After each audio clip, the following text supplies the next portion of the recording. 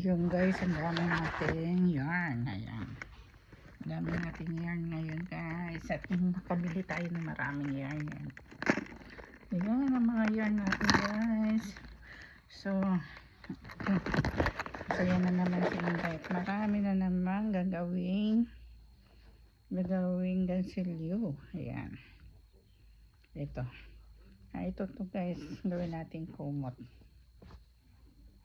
Ayan. Yan ang kulay niya. Rainbow ang kulay. Gawin natin kumot. Yan guys. Ito guys. Yan. Tapos ikot. Tapos ipasok. Labas. Tapos ikot. Yan. Tapos ganyan. Yan. Pasok natin yan. Ayan.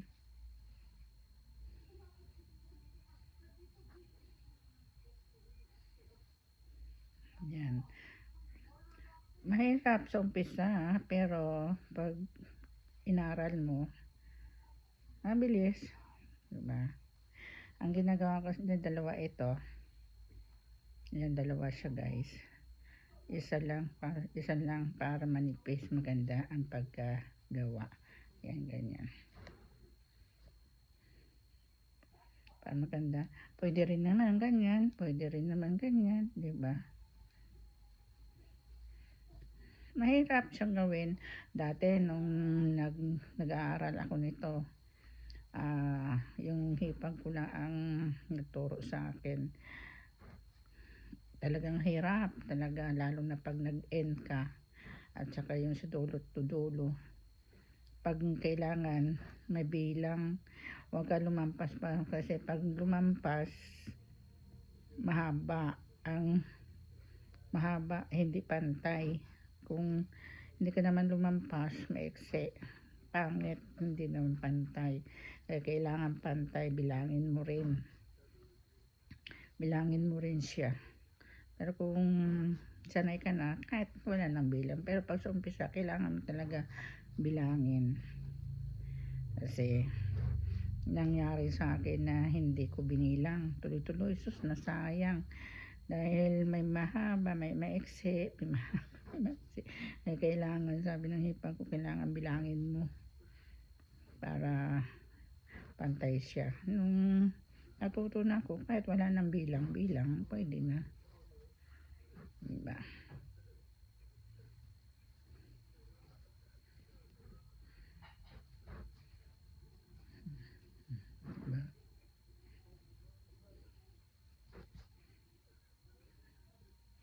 Ayan.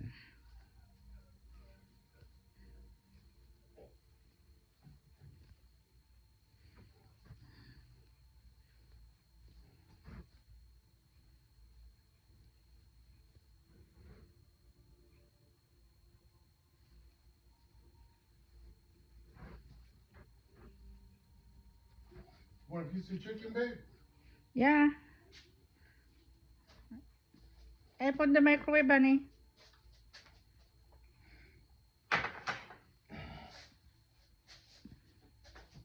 Good, thank you. Welcome.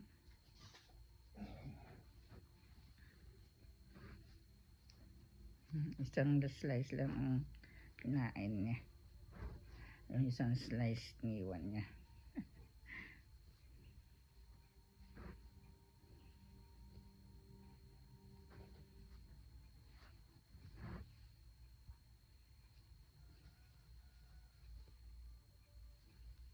Medyo malabo na rin mata ko kasi guys.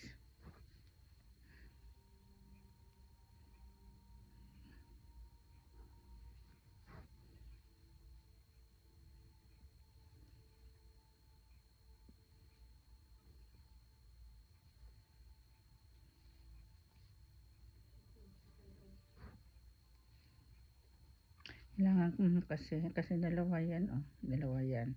Kailangan may pasok mo dito sa para pwede rin naman yung dalawa. Kaya lang mas gusto ko itong ganito, yung ibang klase yan. Pwede naman siyang ganyan. Pwede naman siyang ganyan. Pwede rin naman siyang single. Ito double guys. Pag single siya, yan, ganyan isa lang. Ganyan lang. Yan, ganyan, single. Kailangan double yung ginawa ko. Double.